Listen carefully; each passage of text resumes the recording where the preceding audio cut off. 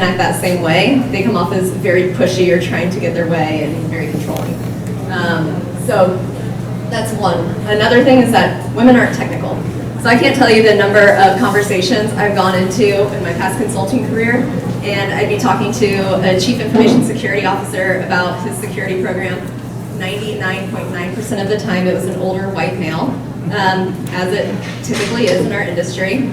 And you feel like you're going in with you're kind of going in at a level below automatically because they kind of assume you know nothing about security. Whereas, you can talk all you want, you make all the valid points, and then they're still looking at the colleague your male colleague next to you to validate your opinions. So it's definitely something frustrating. It's definitely something I notice. I don't even notice it all the time, but like sometimes my colleagues notice it and point it out. And so it's good for us to be aware of these types of things so we can then adapt to recognizing that and changing that gender bias. And then the last click on this slide, I just want to share some data. Like this gender bias is really founded in data, right? So if you look at this study, and I couldn't find a more recent one, so it's from 2015, but I don't think the numbers have really changed all that much. 90% of the security workforce is men, and only 10% are women. And of those women, and of that workforce, 91% of that leadership is men. So women are usually in lower roles, they're usually not in leadership roles when it pertains to security. And the other really interesting thing here is the governance, risk, and compliance. So women actually are more on the governance, risk, and compliance side. They make up about 80% of that workforce. It's because women, a lot of times, they haven't historically had the technical skills required to be on the security engineering side. So I think a lot of times people make the assumption that if a woman's in security, she's either a program manager or she's on the governance, risk, and compliance side. I also think women's skill sets are very well suited for the GRC side as well. So tend to be better at communicating, seeking a lot of opinions and listening, and getting better for those leadership roles. So how do we overcome gender bias in security? There's a lot of ways to do so. Like I said, it's a shift that needs to be made. It's not like an overnight change. But one of the things I try to do is seek out opportunities to build your credibility with your team members and with your executives. A lot of times we as women don't like talking about ourselves or talking about our accomplishments. Sometimes men don't have a problem doing that a lot of the time. I think we'll notice. But talk about where you came from, why you're confident in talking about this topic. Second is really build relationships through demonstrating value. So one of the things my team tries to do is really embed ourselves in all the different business units here at Collective Health and understand what are their issues. How can I provide value to those teams so that they see me as a trusted resource and they don't just see me as a security person or as a compliance person that's going to come tell them no on everything that they want to do, right? So really investing in those relationships and showing your value to the business so they come to you more. And lastly, establishing open lines of communication across all functions. So making sure they know when to come to you and when to engage you. Okay, so that's a little bit about why, I think we all know that leadership and communication and security is very important. We're all on the same page. But how do you actually go about communicating security risks to the executive level and also at the technical level where the action really happens, the day-to-day action happens? All right, so look at the historical view of security risks, right? Over here, this is probably like 10, 15 years ago. It was a very system-oriented view of security. Everything was in internal systems. You have all these threats we're thinking about, unauthorized access, exploitation of vulnerabilities, unauthorized changes to your systems. But now we're really in this data-centric view of risk, and it kind of changes the game. We have data in all these different environments, third parties, internal systems, mobile devices, IoT, our clients have data. It's distributed everywhere, and each of these different sources where our data is, like they all have their own attack vectors, and it created this huge complex risk environment for security that makes it really difficult to predict the threats and to communicate those to your executives.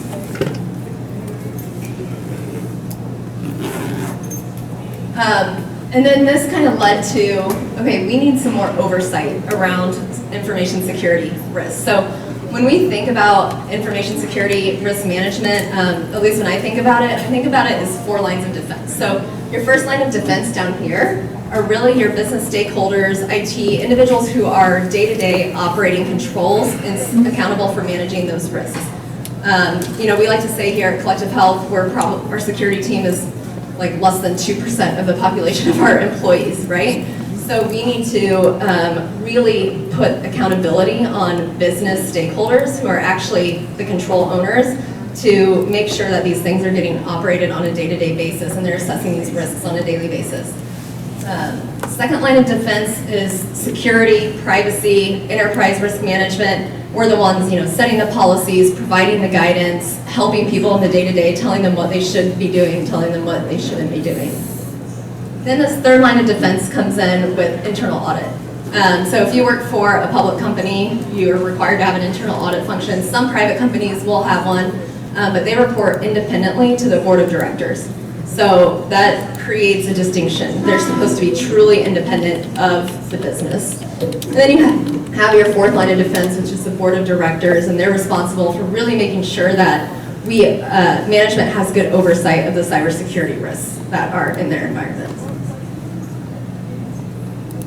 And so when we talk about risk management and we talk about later communicating these risks, really want to talk about it in 2 different levels. So down here, I want to start with the tier 2, which is your day-to-day like blocking and tackling of information security risks. This is, you have to do this in order to be in business, right?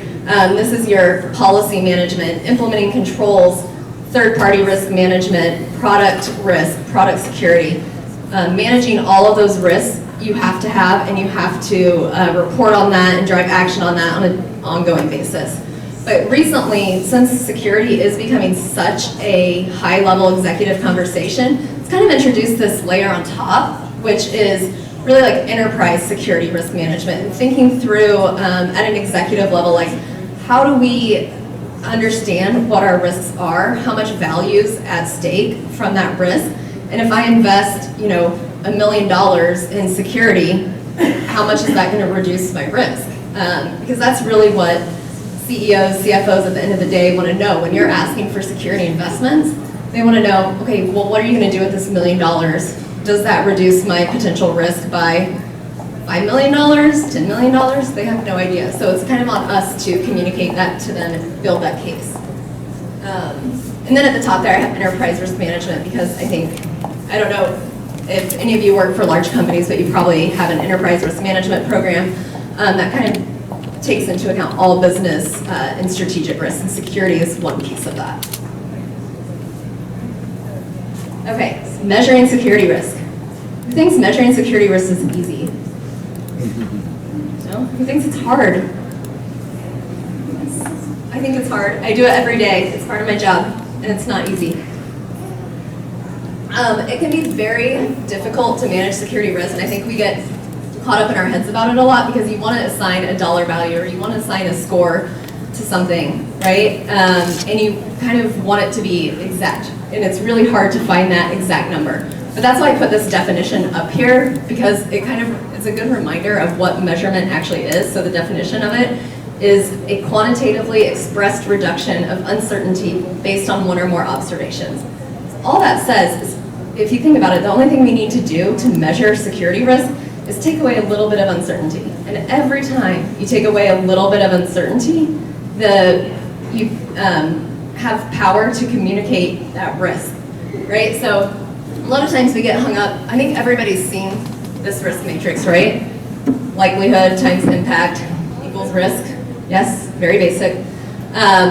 So a lot of times we get hung up on this probability side. So you could say, I don't know what the probability is that a laptop's going to get stolen with all of our company data and cause a breach of, $10 million. I don't know. But you could say, okay, we have a ton of data, and the past years we have 10 laptops each year get stolen on average. And we can say sensitive data resides on maybe 50% of our fleet. So then you at least start getting to numbers that you can start quantifying and reducing that risk a little more. So you could say, there's, at the end of the day, you could get to a point where you can say there's a 50% chance that, one of our laptops will get breached that will cost us $5 million. But then you can say, okay, if I implement a control here to mitigate a vulnerability, so let's say all laptops are encrypted, then my likelihood of that happening goes down, because the likelihood of that data getting breached goes down a lot. And so I think the more you can communicate that to executives and say like, okay, it's going to cost us $100,000 to encrypt all of our laptops, but that brings down our risk by like $5 million, that's a huge thing to be able to communicate. So this data kind of gives you power to be able to communicate those risks. The other really hard part about communicating risk and quantifying risk is quantifying the impact. All CFOs, all CEOs, they want to see risk quantified in terms of dollars. And it's really hard. It's really hard to do because a lot of the risks with the security breach, you can't measure. So you could say like, oh, the maximum fine from the OCR for a breach of PHI is $1.5 million per year. Okay, that's pretty easy to measure. But how do you measure the reputational impact, the impact to our sales, the impact on client base? And again, you don't have to have exact numbers, but you can see like, okay, we could expect to lose 5% of our revenue. And you can start taking those numbers down. And then this builds kind of value at risk. So you think about the perception of different stakeholders. You think about employee experience, decreased satisfaction from employees. You may get employees leaving. You may get service interruptions. You may have had SLAs that get breached. So it's important to model this and knowing that it's not going to be exact, but you can at least start to throw some numbers behind it to give some comparison for people. And then once you get really good at that and measuring the risk, you can start to model out where should I invest? And that's what CEOs, CFOs, the ones who control the security budgets, they want to know, right? That's really powerful information to be able to share with them. So you say, if I invest $250,000 to implement multi-factor authentication across all of our fleet, all of our production systems, how much will it reduce the value at risk? So maybe before the MFA implementation, our probability was 38% that we were going to, the probability of that happening was 38%. And if that happens, it's probably going to cost us $2.5 million. So we could say that our expected loss there is $950,000. Now, after the multi-factor implementation, maybe that brings down our probability of occurrence a little bit, down to 25%, which then puts us at an expected loss of $625,000. So you could easily say, hey, yes, it's definitely worth it to make this investment of $250,000 because it's going to save us $300,000. So I know like none of this stuff is exact, right? But anytime you're starting to reduce that uncertainty and starting to put some numbers behind it, it gives you a very powerful communication tool. And one thing I will talk about too, a lot of people are very, everybody wants to quantify risk. And you'll hear a lot of people say, I only want to quantitatively measure risk. I'm a big proponent of qualitative risk measurement as well, because I think until the science gets really good, you need to take that qualitative aspect into it, but we try to quantify it as much as we can. So then the big piece of this is, how do you drive action? Because it's one thing to sit here, measure all the security risks, we could have the best measuring in place, we could talk about it all the time, but nobody does anything about it. How do you figure out who's accountable and how do you create that culture of actually reducing risks? One thing that we've done at Collective Health is we've implemented a risk scoring mechanism, and we have metrics tied to it. And once you start putting goals and numbers around risks, people want to start doing something about them. This great thing happened when we rolled this out. We put a company-wide objective of, let's reduce our company risk score by 10%. Teams were coming to us asking, what can I do to reduce my risk score? Where are my risks? Can I see them? And it created such this powerful tool that like I didn't even expect to see. And you start to see that you're making the right investments and your risk score is reducing. I think it's also really important And that's one way you can empower business stakeholders. I think there are other ways you can do it as well, so figure out what works best for your organization. But it's super important to make them feel ownership of those risks, right? And a score or metrics is one way they can do that. So lastly here, just some very simple points that I found when communicating risk that I wanted to highlight. So as I mentioned before, it's really important to clearly define and agree upon accountability, making sure everybody knows who's accountable for what during the risk process, and making sure that business stakeholders know that like these are their risks that they need to own and be accountable for. Second one, communicating with empathy. And I know this sounds very cliche, but it is so important in security for you to put yourself in someone else's shoes and understand where they're coming from. It's going to help you communicate risks in a way that they'll better understand. So if you're communicating risk to the CEO, you don't want to go in there and just talk about security risk in the context of only security. You need to talk about it in the context of his whole business, because he or she is thinking, okay, security is like one of my many problems I have. I have to think about how I'm going to keep this business running and funded. I have to think about how I'm going to hit my sales goals. So you have to like put yourself in that CEO's shoes to really understand how to communicate and articulate the value of security. Third one, this is my favorite one. So I'll tell you a little story of my very first board meeting where I had to present my security report. I was probably like 6 or 7 years into my career, not super young, but young enough to probably like not be in a Fortune 500 company's board meeting, but I was there anyways, and I was so prepared, and I had anticipated like every question that was going to be asked. I was like, I got this, no big deal. So I walk in all confident, give my presentation, and the CEO literally looks at me across this massive boardroom that's probably like from here to that pillar. Like he looks over at me and he's like, so? I was like, okay. I wasn't prepared for that question. So you have to think about like what's going to make someone care. And I always put myself with the so what test now. So when you're communicating a risk, be like, okay, you could say we have 87% of our fleet is unpatched with the latest vulnerabilities, or we have X number of open vulnerabilities on our systems. So what does that mean? Then I push myself further. Okay, what's the impact of that? Are we going to get breached? Are we not going to get breached? How much is that going to cost us? And you keep applying that so what test until you get to the real part of the value that individual is going to want to see. So it's a good little question to keep in the back of your head as you're always evaluating risks. And the last piece, make sure you're communicating specific action items, takeaways. A lot of times we leave meetings and we think we're all on the same page, but not everybody's on the same page, and you think someone else is going to do something, you're going to do something. We need to clearly align on what's expected of our business stakeholders if we're going to make this successful. Any questions on communication risk before we start talking about leadership? Yeah? So you mentioned during this so what question you have to answer with a particular reason for them so that they understand that.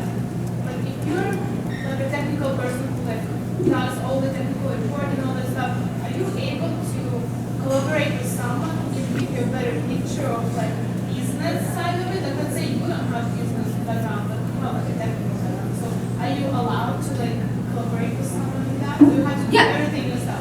No, that's a great question. It's hard to, it's a little bit of, you can do it a bunch of different ways. So her question was, if you are a technical person and you see the security risk, maybe you don't have all the context to put that into, articulate it into a business risk. Excuse me, I'm losing my voice. But can you collaborate with others to help you put that into context? So yes, definitely. One of the things I always try to do is I try to be super ingrained with the business and really understand what's going on from a business level. I make sure I attend all of our product roadmap readouts. I attend all of our, every time we're doing something new in operations, I attend that. I want to know everything about what's going on in the business, because if you don't, you can't articulate the risk appropriately, right? Now, not all organizations are going to have that, especially if you're in a very large organization. Yeah, and you're like a small piece of the puzzle, then yes, definitely partner with other organizations. And what I typically do is like, when I'm talking with different teams is, this is their chance to like get funding and fix stuff that they want to fix, right? So I find something that like benefits us both, and we can say, okay, if you can help me like articulate this risk to executives or to the CEO, like we'll get funding and we'll fix this together. So you have to find those certain ways to partner with them, and like I said before, just demonstrating that value and show that you can help people accomplish what they want through security. That's a great question. Anything else? Yeah.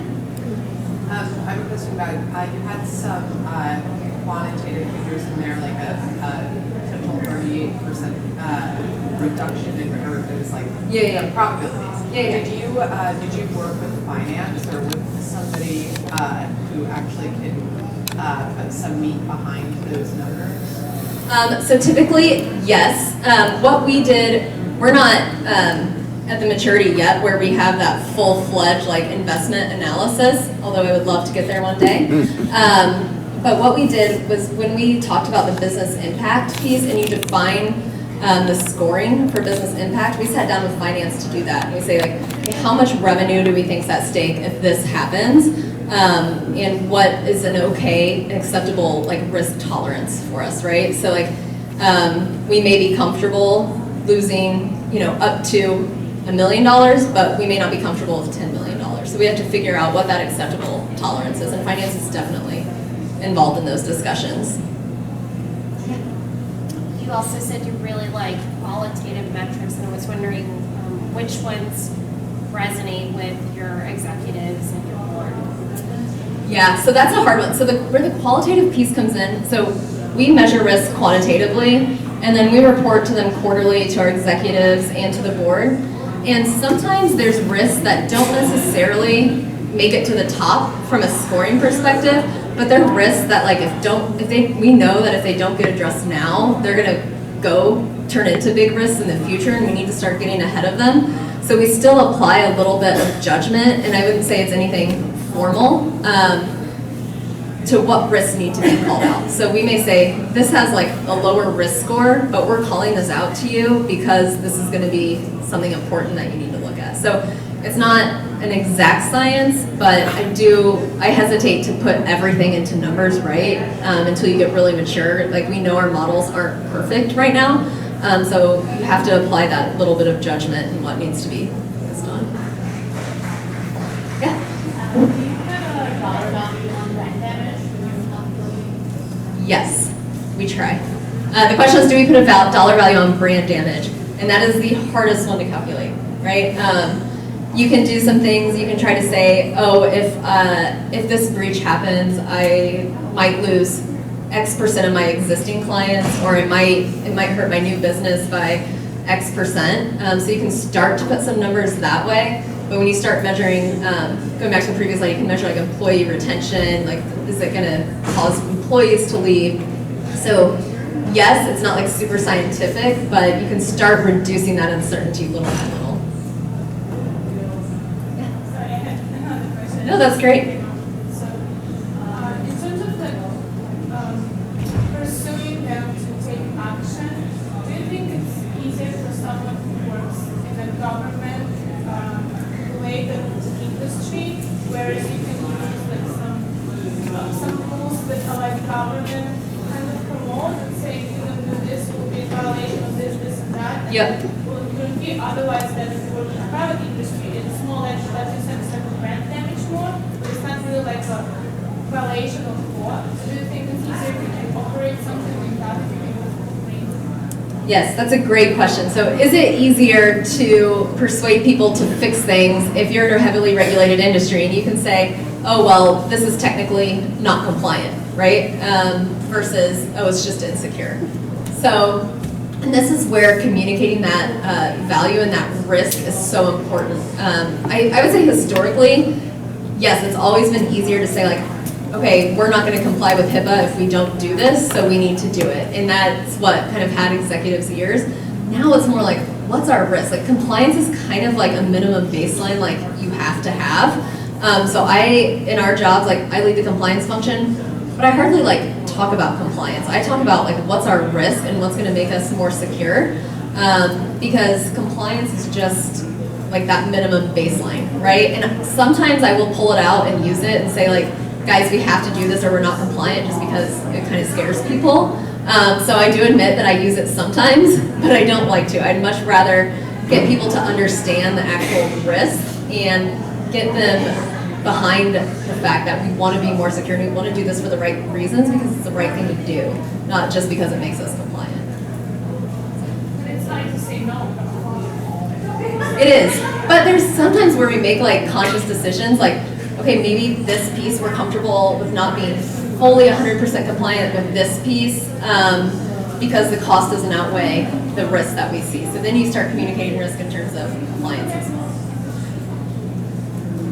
Any other questions? Okay, about 15 minutes left. So I want to talk a little bit about leadership skills and security. A lot of this stuff is probably going to seem super generic. You've seen it before. Nothing new, but these are things that are like so important to me that like I always go back to it, and I find it's good to have reminders of these things. So when I think of the most important leadership quality, I'm just going to take a second to read this quote because it's like one of my favorite quotes. The supreme quality for leadership is unquestionably integrity. Without it, no real success is possible, no matter whether it is on a section gang, a football field, in an army, or in an office. And that's Dwight Eisenhower. And I definitely had to Google what a section gang was, because I didn't know. It's a team of railroad workers, in case you guys were wondering. But this is so important for any leader, but especially in information security. If you work in the security field or if you're just getting into it, it can be a very stressful field. You know everything that's going wrong with the company. You're kept up at night. You know what's broken, and you know what needs to be fixed, and it can be very stressful. And you know things are. It's not about just like what will go wrong, it's like when it will go wrong. You know something's gonna happen at some point. So you wanna really be able to look back on all of the decisions that you made and say like, yeah, stand behind those decisions and say, yes, this is the right thing to do. And that's one thing, you know, on our security team and on our legal team and collective health, like that's like one of our core values is like do the right thing. Because at the end of the day, if someone else takes away everything, like you have your integrity. So that's really important and a good reminder.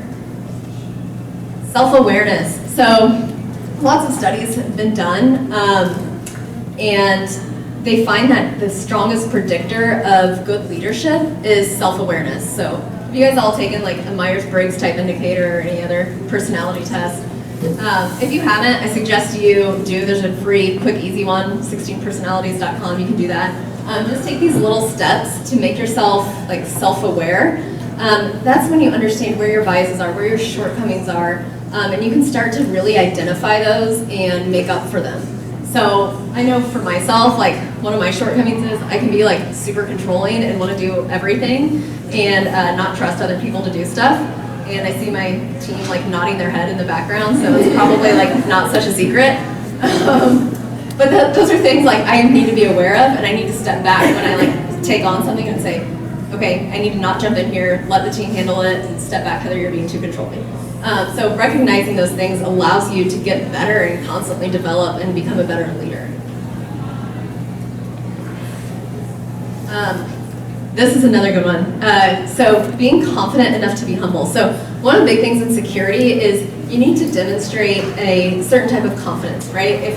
Like I said before, security can be very stressful, and if you're constantly running around like a chicken with your head cut off and like freaking out that things aren't done, like you're not going to really inspire confidence in your team or in your leadership or in anyone. So, and this is another one I have to remind myself about all the time, right? You have to like keep composed, and you have to inspire that confidence in the company and in the team.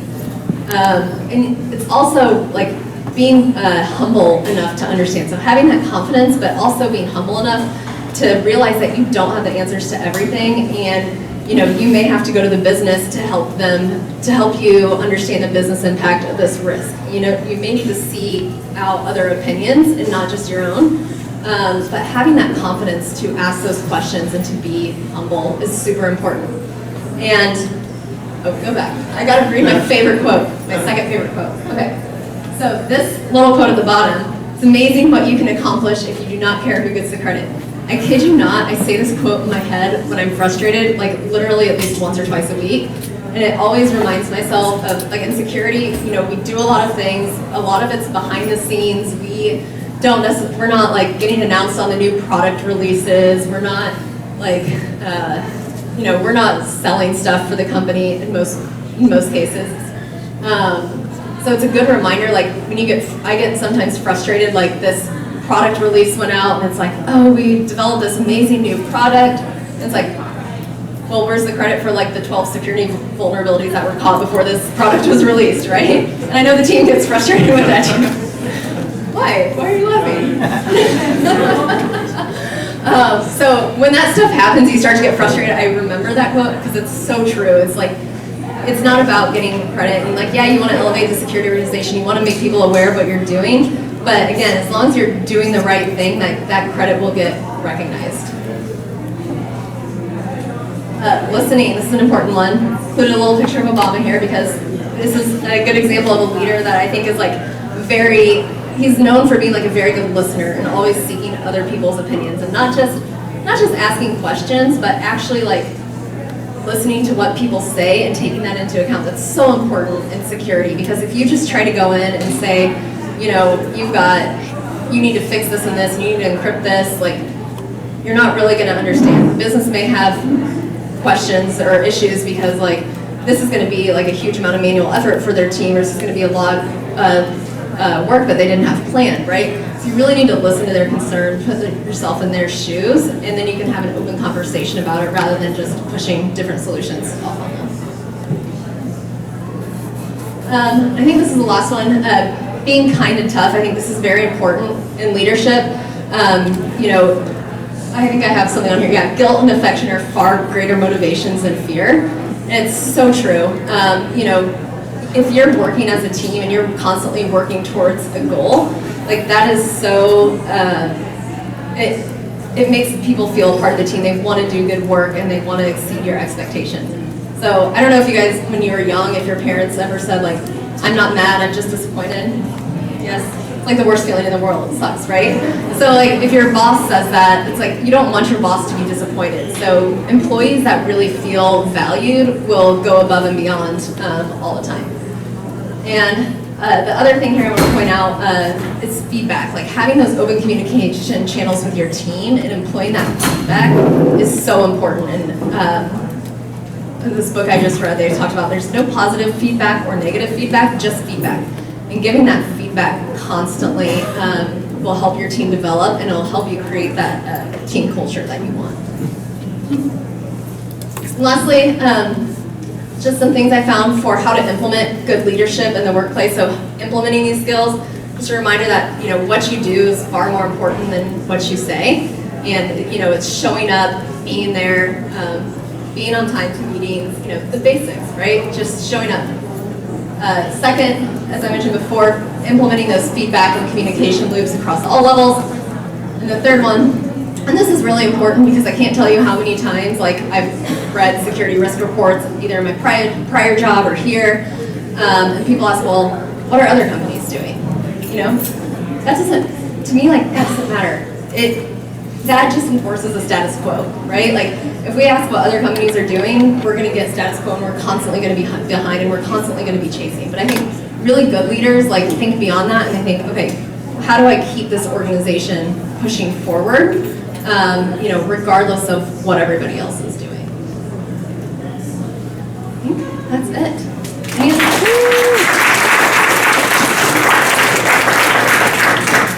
Any questions? Yeah. I wanted to sort of dig a little bit deeper into the slide you had about guilt. Do you really think guilt should be something you should be using? Yeah, you know, I thought about that when I wrote that slide. I was like, guilt probably isn't the right word, but it was late and I couldn't think of another word. So, it's not like you want to guilt, but like, I think the message is like, if you you don't want to disappoint your boss. Like, I work so hard for my boss because I respect him so much and like, I don't want to let him down is kind of what I meant. Like the fear of kind of like letting them down, not making them like feel guilty for doing that, but that'll kind of motivate them even more. But do you think that sort of takes away from employees prioritizing self-care and then sort of the decision? I think, yeah, and I think that's something like good leaders like really balance on their team. So, you know, making sure that employees like get enough time for themselves. Like I'm constantly telling my team, you know, take vacation. You stayed up really late last night. You can work from home today. Like your flight got in late. Work from home. Don't come into the office. So I think just implementing those little practices to know that like your personal life comes first before work can help that balance. And we always have, like with our team, we always have very open conversations about that kind of thing. Anything else? Yeah.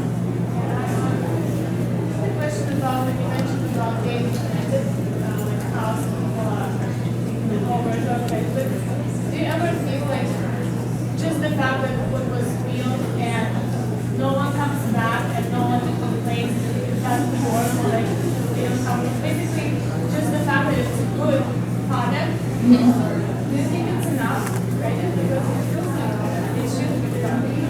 Yeah. And other people like praise the final thing that you did because that's what it is, right? Exactly, and that's why I remind myself of that all the time, because a lot of times my initial reaction is, oh, of course they didn't think us, but then I remind myself that doesn't matter, right? Like it's the product is successful. Like I feel like I did the right thing, and at the end of the day, like that's all the credit I need. So that's what I try to do. Sometimes, you know, sometimes I react differently than I should, but we all do. But I really like, that's why I keep that quote in the back of my mind, because it keeps reminding me of that. Great. Thank you all for attending and sticking it out through the end of the day. Appreciate it.